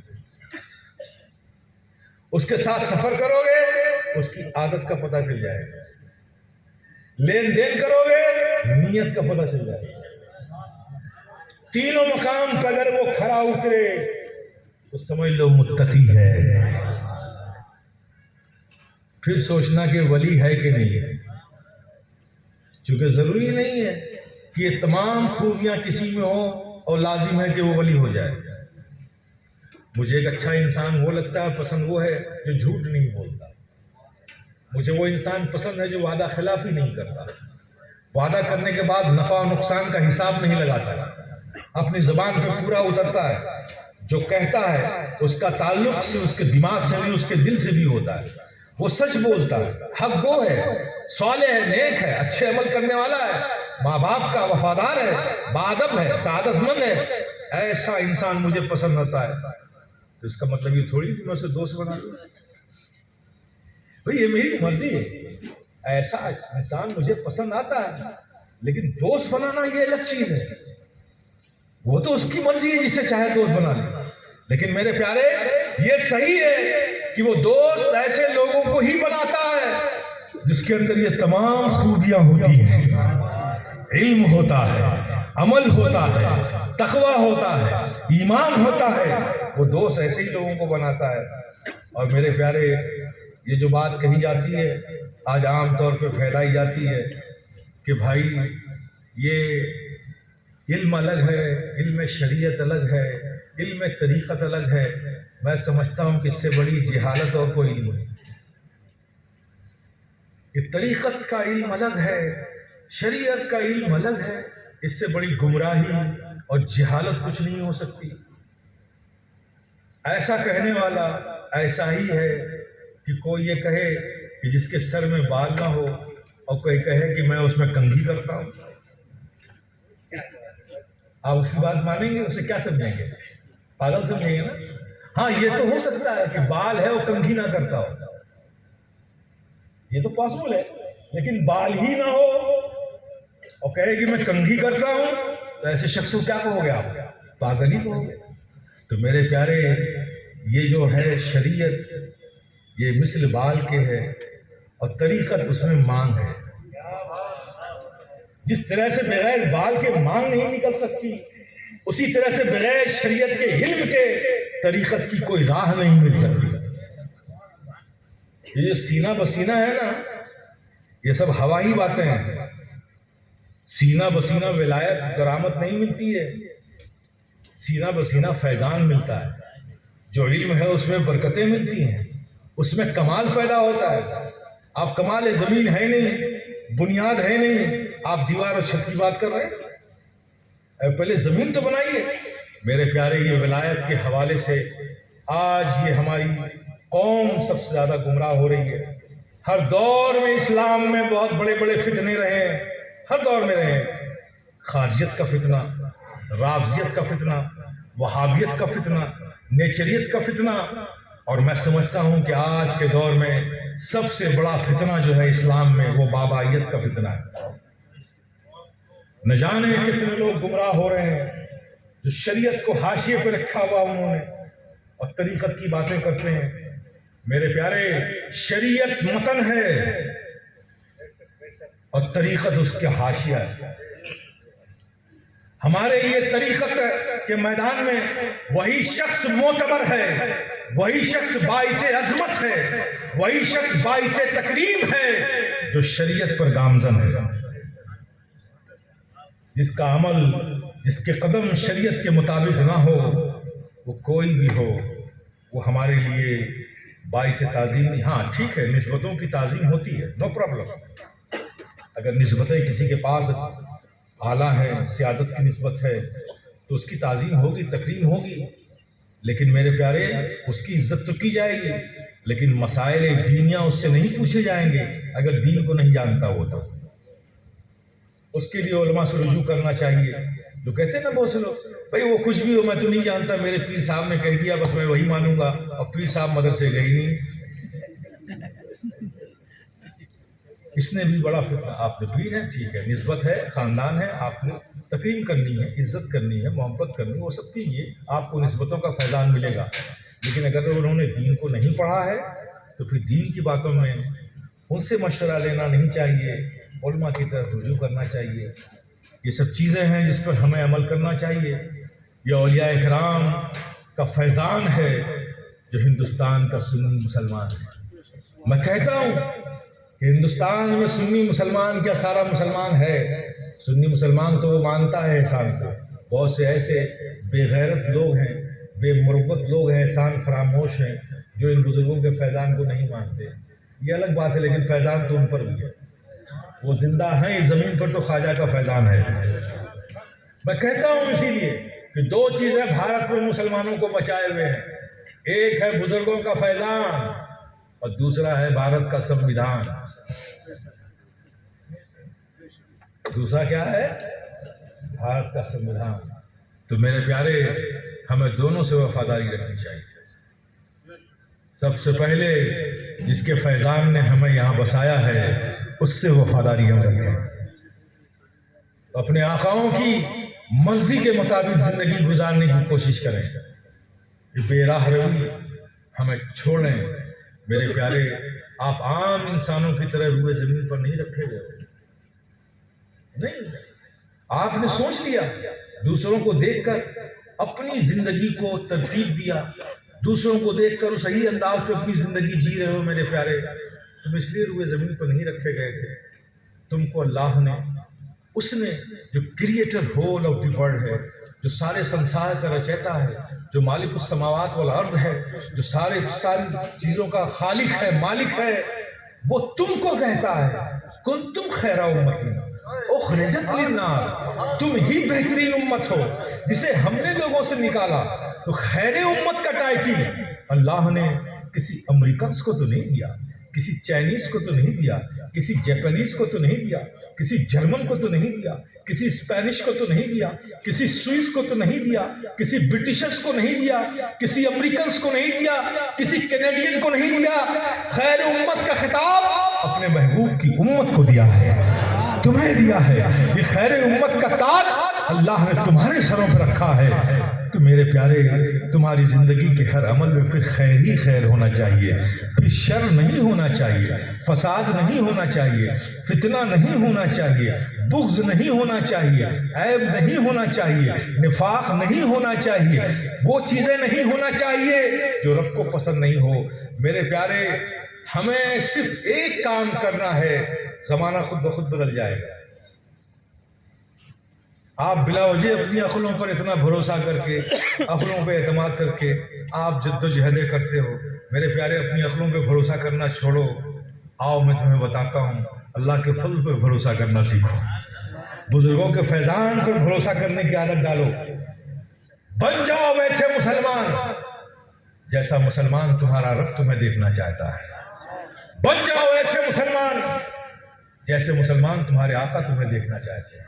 ایسے مسلمان بن جاؤ جیسا مسلمان غوث اعظم تمہیں دیکھنا چاہتے ہیں. ایسے مسلمان بن جاؤ جیسے خواجہ خواجہ تمہیں مسلمان دیکھنا چاہتے ہیں. ایسے مسلمان بن جاؤ جیسے مخدوم سمنہ تمہیں دیکھنا چاہتے ہیں. ایک بار بن کے تو دیکھو. خالی یوں ہی بنتے رہو گے تو صرف بنتے رہو گے. ایک بار ان کے بن کے دیکھو، پھر زمانہ تمہارا بننے میں دیر نہیں لگے گی، پھر زمانہ تمہارا بن جائے گا. یہ بات میں کوئی نان پریکٹیکل نہیں کہہ رہا ہوں، پوری اسلام کی تاریخ گواہ ہے، پوری اسلام کی تاریخ گواہ ہے. اللہ ہر زمانے میں جب ایک مسلمان اللہ کے دیے ہوئے راستے کو چھوڑ کر ادھر ادھر راستے پہ جاتا ہے تو پھر اللہ پاک اس زمانے کے اپنے محبوب کے امتیوں کے لیے مثالیں قائم کرتا ہے، تاکہ تم پڑھ کر نہیں سمجھ سکتے تو دیکھ کر سمجھ لو.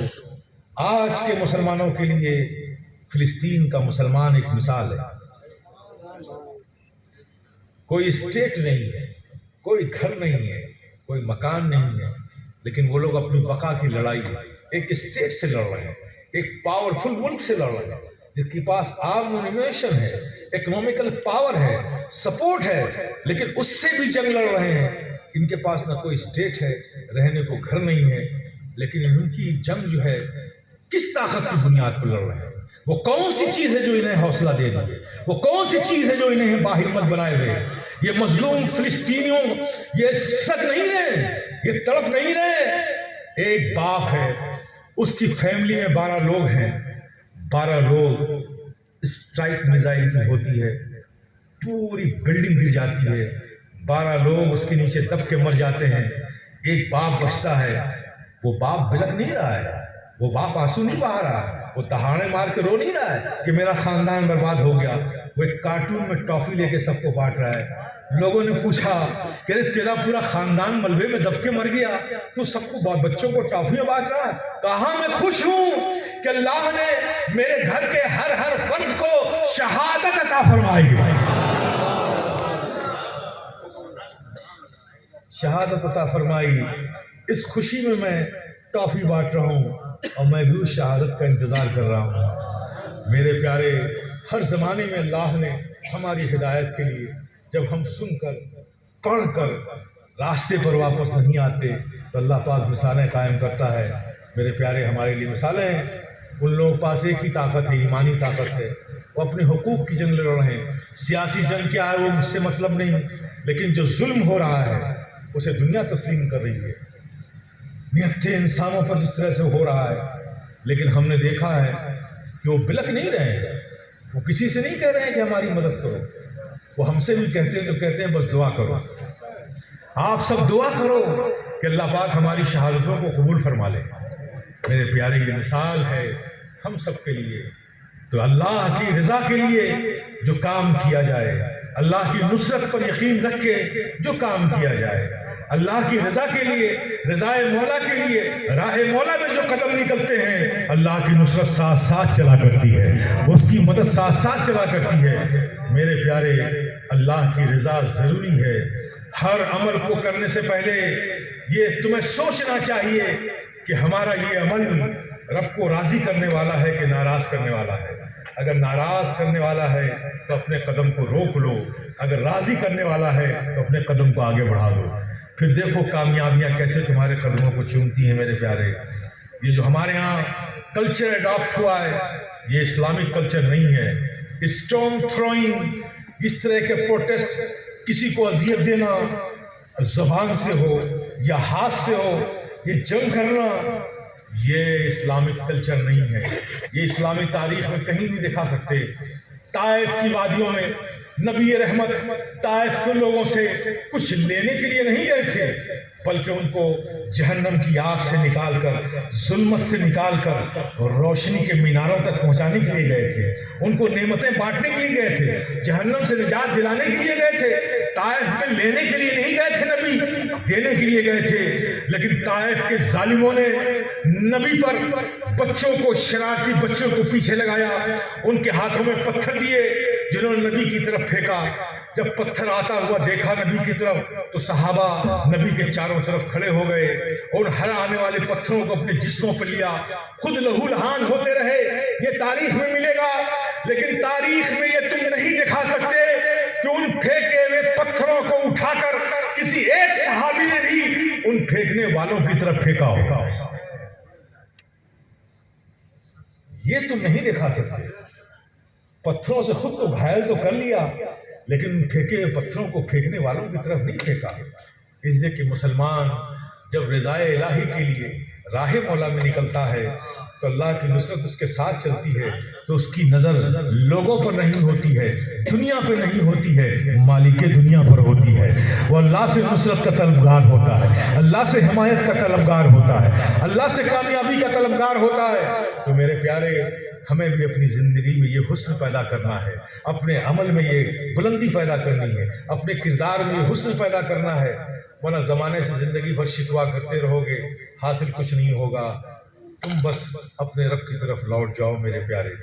آج بھی رب کے فضل میں کچھ کمی نہیں ہے میرے پیارے، آقا کی شفقتوں میں کچھ کمی نہیں ہے، ادھر سے کوئی کمی نہیں ہے، کمی ادھر سے ہو گئی، کمی ادھر سے ہو گئی ہے۔ کیا کمی ہو گئی؟ کیا قرآن کی تلاوتوں کی برکتوں میں کچھ کمی آ گئی ہے؟ کیا سجدوں کی برکتوں میں کچھ کمی آ گئی ہے؟ آقا کی شفقتوں میں کچھ کمی آ گئی ہے؟ رب کے فضل میں کچھ کمی آ گئی ہے؟ ادھر سے کوئی کمی نہیں ہے، کمی ہم میں آ گئی ہے۔ میں آپ کے یقین کو مضبوطی دینے کے لیے بس یہ بات کہہ کر یہی گفتگو ختم کر دوں گا کہ ادھر سے کوئی کمی نہیں ہے، نہ رب کے فضل میں کچھ کمی ہے، نہ آقا کی شفقتوں میں کچھ کمی ہے، کمی ہم پہ ہے۔ آج بھی رب کا فضل ہم پر بہت ہے، آج بھی آقا ہم سے پیار بہت کرتے ہیں۔ ہماری بے عملیوں میں زندگی گزر رہی لیکن پیار کرتے ہیں، ہم گناہوں میں زندگی گزار رہے ہیں لیکن کرم ان کا ہم پر ہے۔ ہماری بے راہ روی کی زندگی لیکن شفقتیں ان کی ہیں، بے پناہ ہیں، بے پناہ کرم ہے۔ تحدیث نعمت کے طور پر بطور فخر و مباحات یہ فقیر شفیع ہدایت جیلانی صحابہ کی مقدس جماعت کی بارگاہ میں دست بستہ عرض کرتا ہے کہ حضور، آپ کی جو عظمتیں ہیں وہ کسی کو حاصل نہیں ہو سکتی، آپ کے زمانے کو جو عظمتیں ہیں وہ کسی زمانے کو نہیں حاصل ہو سکتی۔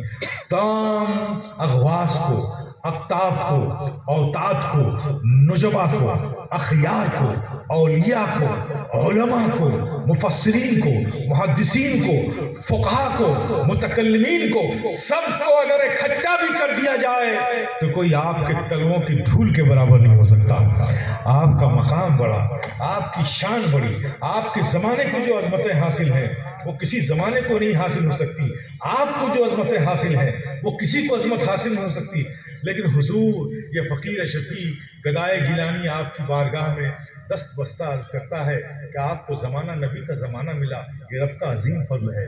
آپ صحابی ہوئے، رب کا عظیم فضل ہے۔ یقیناً آپ کے اوپر رب کا بڑا فضل ہے، رب کا بڑا احسان ہے، بڑا فضل ہے کہ زمانہ عظیم ملا، صحبت عظیم ملی، آپ عظیم ہو گئے۔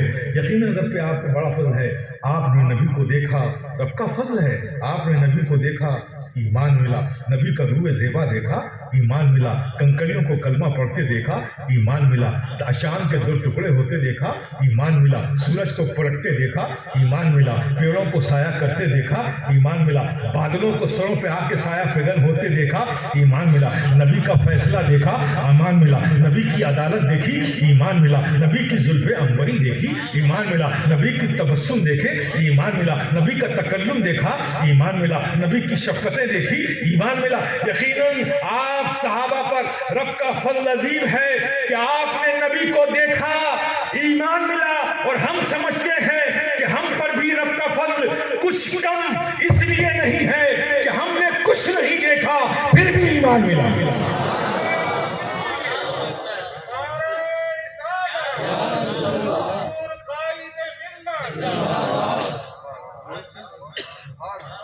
تو میرے پیارے ادھر سے کوئی کمی نہیں ہے، کمی ہم میں آ گئی ہے، تو بدلنا ہمیں ہے، ہمیں بدلنا ہے۔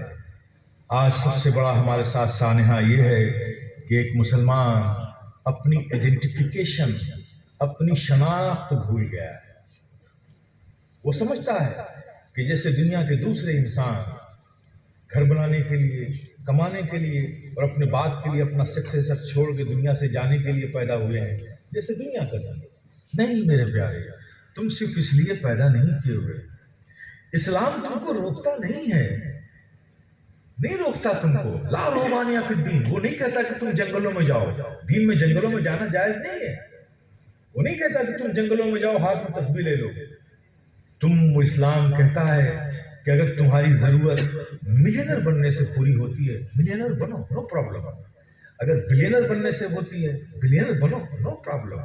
اگر ٹریلینر بننے سے ہوتی ہے، ٹریلینر بنو، نو پرابلم۔ اگر ملٹی ٹریلینر بننے سے ہوتی ہے، ملٹی ٹریلینر بنو، نو پرابلم۔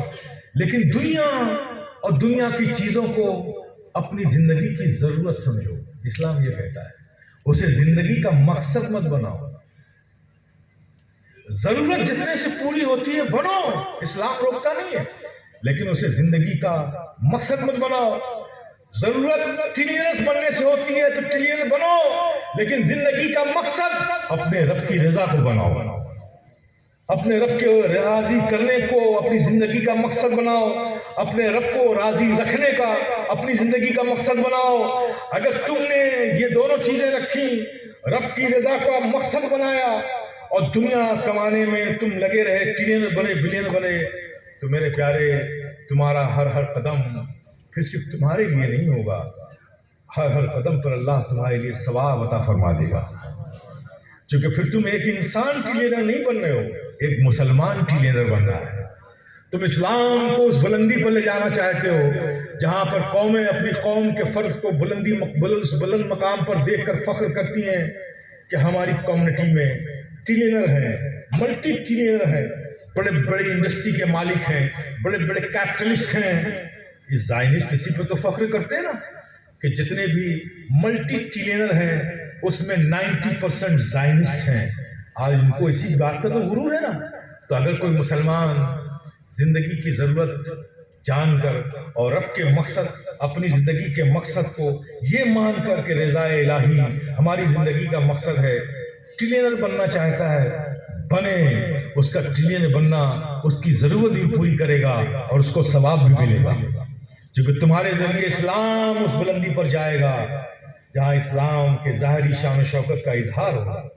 تو میرے پیارے، کوئی چیز منع نہیں کی گئی ہے، لیکن بس یہ کہا گیا ہے کہ ہر کچھ اپنے دماغ سے مت کرو۔ دماغ تو مختلف تم کو راستے بتاتی ہے، لیکن جو دماغ تم کو مشورے دے، جس پر ذہن ٹھہرے، اس کے بارے میں اپنے دل سے بھی پوچھ لیا کرو۔ دل سے پوچھنے کی عادت ڈالو گے تو کبھی بہکو گے نہیں۔ یہ دماغ ہے جو انسان کو گھماتا ہے، یہ دل ہے جو کھینچ کھینچ کے راستے پہ لاتا ہے نا. تو میرے پیارے ہمیں چاہیے کہ ہم اپنے آپ کو پہچانیں، ہم مسلمان ہیں. ہم سے کسی کو تکلیف ہو یہ اسلام نہیں دیتا. اذیت کوشی، اذیت دینا یہ اسلام میں نہیں ہے. اسلام تو پیارے وہ ہے کہ اگر کسی کتے کو تم نے پانی پلا دیا تو اسلام ثواب دیتا ہے. کسی بھوکی بلی کو کھانا کھلا دیا تو اسلام ثواب دیتا ہے. راستے کا پتھر اگر تم نے ہٹا دیا، تم گرو نہ گرو کوئی تو گر سکتا ہے، پتھر ہٹا دینے کو اسلام ثواب دیتا ہے. تو کسی پر ظلم کرنے پر اسلام خوش نہیں ہوتا، راضی نہیں ہوتا، بلکہ کسی کو خوشی دے کر اسلام خوش ہوتا ہے. تو میرے پیارے آپس میں خوشی کا ماحول پیدا کرو، آپس میں محبتیں پیدا کرو. یہ حسد اور بغض و کینے سے اپنے دلوں کو صاف کرو. یہ ہمارا کلچر نہیں ہے، یہ ہمارا شعار نہیں ہے، یہ ہماری تاریخ نہیں ہے. وہ مومن کیسا کہ ایک مومن کو دکھی دیکھ کر اس کا دل دکھی نہ ہو جائے. مومن کی شان یہ نہیں ہے، مومن کی آئیڈینٹیفیکیشن پہچان یہ نہیں ہے. تاریخ میں اٹھا کر دیکھ لو، مومن وہی ہے کہ ایک مومن کی آنکھوں میں اگر آنسو آ جائے تو اسے دیکھ کر دوسرے مومن کی آنکھوں میں بھی آنسو آ جائے. یہ ہمارا جو ایمانی رشتہ ہے سارے رشتوں سے بڑھ کے رشتہ ہے. اگر ایک مومن کو دیکھ کر دوسرے مومن کے دل میں محبت پیدا نہ ہو جائے تو پھر ایمان کیا چیز ہے؟ پھر وہ کون سا ایمان تم نے اپنے سینے میں پال رکھا ہے؟ ایمان تو چاہت یہی ہے کہ مومن سے ملتا ہے تو ایک لپک و کشش پیدا ہوتی ہے، محبتیں امڑ آتی ہیں. اور ہم نفاق رکھ کر بیٹھے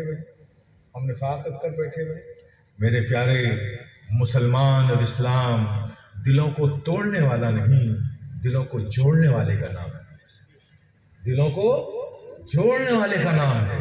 ہم روئے زمین پر ٹوٹے ہوئے دلوں کی مسیحائی کرنے کے لیے رکھے گئے ہیں. ہم ٹوٹے ہوئے دلوں پر، زخمی دلوں پر مرہم رکھنے کے لیے رکھے گئے ہیں. ہم سستی ہوئی انسانیت کو سہارا دینے کے لیے رکھے گئے ہیں. ہم مظلوموں کو روکنے کے لیے، مظلوموں کی حمایت اور ظالموں کو روکنے کے لیے زمین پر رکھے گئے ہیں، نہ کہ خود ظلم کرنے کے لیے. اپنے آپ کو پہچاننا چاہیے. ظلم غیروں کے ساتھ کرو وہ تو آپ جانتے ہیں، لیکن آپ کو یہ خبر نہیں کہ آپ خود اپنے ساتھ کتنا ظلم کر رہے ہیں. آج کا مسلمان غیروں کے ساتھ ظلم کرے یا نہ کرے، خود اپنے ساتھ ظلم کر رہا ہے. میرے پیارے، ظلم کی پریبھاشا اصل میں آپ کو نہیں معلوم ہے. ظلم سمجھتے ہیں آپ کسی کو تھپڑ مار دینا، کسی کا مال چھین لینا، کسی کے گھر پہ قبضہ کر لینا، کسی کے ساتھ بھائی گیری کرنا، یہ ظلم ہے. صرف یہی ظلم نہیں ہے. ظلم کی تعریف یہ ہے کہ جو چیز جس کام کے لیے پیدا کی گئی اس کا استعمال غیر محل میں کرو، اس کے علاوہ کرو، ظلم ہے. ٹوپی سر پہ پہننے کے لیے بنائی گئی ہے، اسے پیر میں ڈالو تو یہ بھی ظلم ہے. جوتا پیر میں پہننے کے لیے بنایا گیا ہے، اسے سر پہ رکھ کے چلو، یہ بھی ظلم ہے. رشتوں کے حوالے سے بیٹی کو کچھ اور کہہ دو، ماں کو کچھ اور کہہ دو، یہ بھی ظلم ہے. ماں کو ماں کہو تو انصاف ہے، بیٹی کو بیٹی کہو تو انصاف ہے، بہن کو بہن کہو تو انصاف ہے، بیوی کو بیوی کہو تو انصاف ہے. لیکن اگر پلٹ دو رشتوں کو یہ ظلم ہے. تو ظلم یہ بھی ہے. تو میرے پیارے، ہم اپنی جانوں پر کتنا ظلم کر رہے ہیں، اس لیے کہ دنیا کی تمام چیزیں اور اس سے جو ہمارا تعلق ہے، اس سے جو ہماری محبت ہے، یہ سب مجازی ہے. کیا ہے؟ حقیقی نہیں ہے. کیا ہے؟ مجازی ہے. تو مجازی محبت کسے کہتے ہیں؟ جو کسی حال میں رہے اور کسی حال میں ختم ہو جائے. تو جو چیز ہو کر ختم ہو جائے اسے مجازی کہتے ہیں. اور حقیقی کسے کہتے ہیں؟ وہ کسی حال میں ختم نہ ہو، کسی حال میں ختم نہ ہو، وہ حقیقی ہے. تو جتنے بھی رشتے ہیں، ان رشتوں میں جو محبتیں ہیں دنیا میں، وہ سب مجازی ہیں. شوہر کا بیوی سے محبت کرنا یہ بھی مجازی ہے. باپ کا بیٹے سے محبت کرنا یہ بھی مجازی ہے. بیٹے کا باپ سے محبت کرنا یہی مجازی ہے. جب تک باپ دینے والا ہے، بیٹے کے دل میں محبت ہے. جس دن دینے کی حیثیت نہیں رہی، اس کو اولڈ ہاؤس میں جا کے چھوڑاتے ہیں. محبت ختم. بیوی سے محبت شوہر کی، بیوی وفادار ہے تو شوہر کی محبت ہے، بیوی بے وفا ہے وہی محبت ختم. تو جو چیز ہو کے ختم ہو جائے وہ حقیقی نہیں ہوتی، وہ مجازی ہوتی ہے. اور مجازی چیز جو ہوتی ہے وہ باہر کی چیز ہوتی ہے، جو حقیقی ہے وہ اندر کی چیز ہوتی ہے. تو حقیقی محبت کس کی ہے؟ تو حقیقی محبت صرف اور صرف رب کائنات کی ہے. صرف رب کی محبت ہی حقیقی محبت ہے، باقی ساری محبتیں مجازی ہیں. اب حقیقی محبت کا رنگ دیکھو کیا ہے. یہ ارتھکوئک کس کے حکم سے آتا ہے؟ یہ سائیکلون کس کے حکم سے آتا ہے؟ یہ سونامی کس کے حکم سے آتی ہے؟ رب کے حکم سے آتی ہے نا۔ گھر کے گھر اجڑ جاتے ہیں، بلڈنگ گر جاتی ہے، پورے خاندان کا خاندان دب کے مر جاتا ہے، لیکن جو ایک فرد بچا ہے وہ دعا کس سے کرتا ہوا نظر آتا ہے؟ اسی اللہ سے۔ پورے گھر کے افراد مر گئے لیکن دعا کے لیے ہاتھ اٹھے تو کس کی بارگاہ میں اٹھے؟ اسی رب کی بارگاہ میں جس کے حکم سے زلزلہ آیا۔ اس لیے کہ یہ رب کی محبت حقیقی محبت ہے، یہ کسی حال میں ختم نہیں ہوتی۔ تو جو حقیقی ہوتی ہے وہ اندر کی چیز ہوتی ہے، اور جو مجازی ہوتی ہے وہ باہر کی چیز ہوتی ہے۔ تو جو باہر کی محبت ہے اسے باہر رکھا تو انصاف کیا، اور جو حقیقت ہے اسے اندر رکھا تو آپ نے انصاف کیا۔ لیکن اگر باہر کی چیز کو اندر رکھا تو یہ ظلم ہے، اور اندر کی چیز کو باہر کر دیا تو بھی ظلم ہے۔ تو اولاد دنیا کے سارے رشتے مال و متاع سے محبت یہ مجازی ہے، یہ باہر کی چیز ہے۔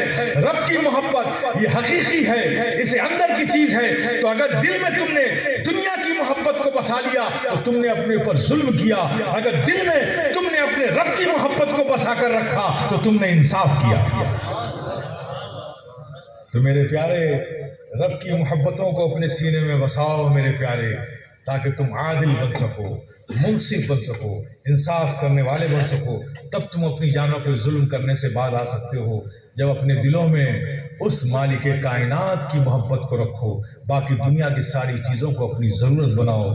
اللہ پاک ہم سب کو توفیق رفیق عطا فرمائے۔ وآخر دعوانا الحمدللہ رب العالمین۔